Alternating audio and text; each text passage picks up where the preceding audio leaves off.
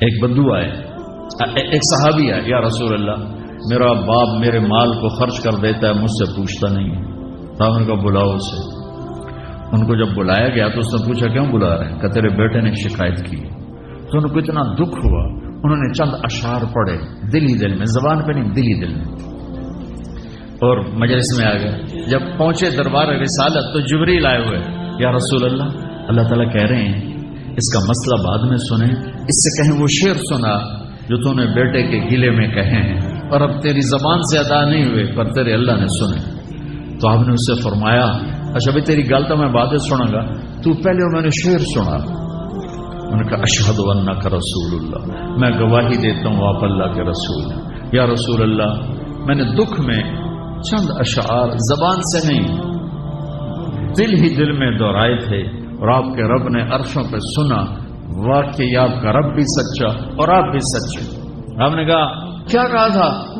کہا میرے بیٹے جس دن تو پیدا ہوا ہم نے اس دن اپنی ذات کے لیے جینا چھوڑ دیا، ہم نے تیرے لیے زندگی کا سفر شروع کیا، تجھے ٹھنڈی چھاؤں میں بٹھانے کے لیے گرم ہواؤں سے لڑا، تمہیں ٹھنڈی ہواؤں سے بچانے کے لیے برفانی راتوں میں کام کیا، تیری ایک مسکراہٹ دیکھنے کے لیے ساری ساری رات تڑپا، ساری ساری رات اپنے آپ کو کوہلو کے بیل کی طرح اپنی ساری جوانی کا رس نچوڑ کے تیری ہڈیوں میں ڈال دیا، میں بوڑھا ہوتا گیا، تو پروان چڑھتا گیا،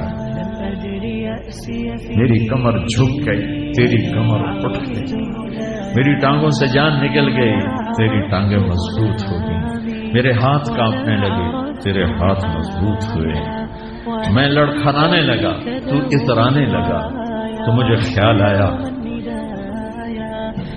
کہ جیسے میں اس کے لیے دھکے کھاتا تھا، اس کی زندگی کی دعائیں مانگتا تھا، اس کے لیے تڑپتا تھا، چلو آج میرا یہ سہارا بنے گا۔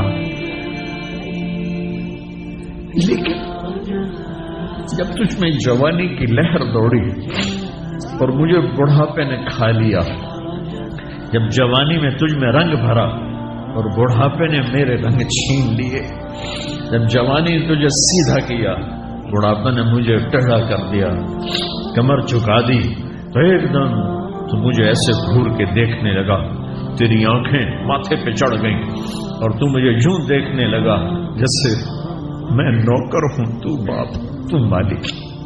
تو میں نے اپنی 30 سالہ زندگی کو جھٹلا دیا کہ ہاں ہاں میں باپ نہیں ہوں، میں نوکر، یہ میرا سردار ہے۔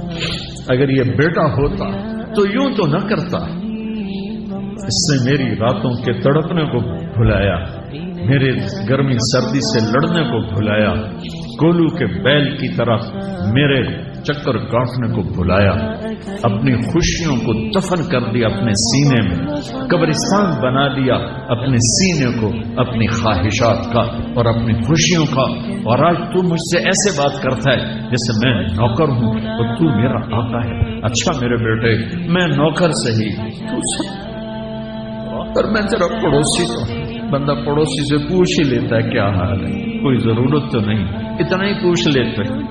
دیکھو میں آج رو رہا ہوں، یہ بڑے دردناک اشعار ہیں، میری اردو میں اتنی وسعت نہیں ہے کہ میں ان اشعار کا درد سمجھ سکوں اردو کے الفاظ میں، لیکن اتنا بتاتا ہوں کہ میرے نبی روتے روتے ہچکی لگی، اتنا رو، آپ نے اس بچے کے گریبان کو یہاں سے پکڑ کر دفع ہو جا، میری نظروں سے دور ہو جا، انت و مالک لابی، تیرا سب کچھ تیرے باپ کا ہے، یہی باپ آج تمہارے ہاتھوں ذلیل ہو رہے ہیں۔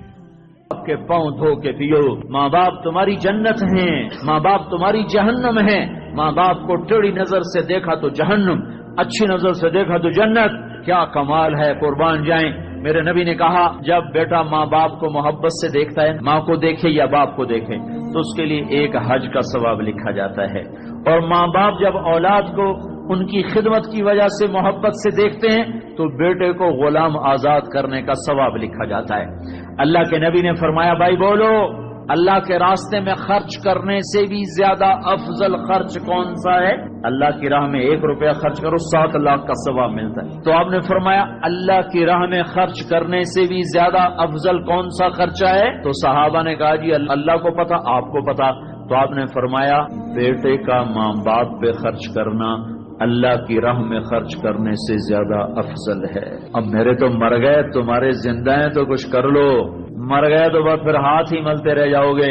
پر وہ بھی اب کسی کو توفیق نہیں ہوتی کہ کوئی افسوس اور غم ہو کہ کتنی بڑی دولت سے میں محروم ہو گیا. آپ جنت میں تشریف لے گئے تو قرآن کی تلاوت سنی. آپ نے کہا یہ کون تلاوت کر رہا ہے؟ کہا جی نعمان بن حارثہ. نعمان بن حارثہ تو مدینے میں بیٹھا ہوا ہے اور اس کی تلاوت جنت میں کیسے جا رہی ہے؟ کہا جی ماں کا فرما بردار ہے، اس کی وجہ سے اس کی تلاوت جنت میں بھی آتی ہے. کہ تم نے اتنے لاؤڈ سپیکر لگائے ہوئے ہیں پھر بھی لوگوں کو پوری طرح باہر والوں کو سنائی نہیں دیتا ہوگا، اور نعمان اپنے گھر میں بیٹھ کے تلاوت کرتا اور آواز جنت تک جاتی ہے. کیا چیز لے گئی؟ نہ جہاد، نہ تبلیغ، نہ نماز، نہ صدقہ، نہ تہجد، نہ علم، نہ حدیث، نہ تفسیر، نہ کیا چیز لے گئی؟ ماں کی خدمت نے آواز کو جنت تک پہنچا.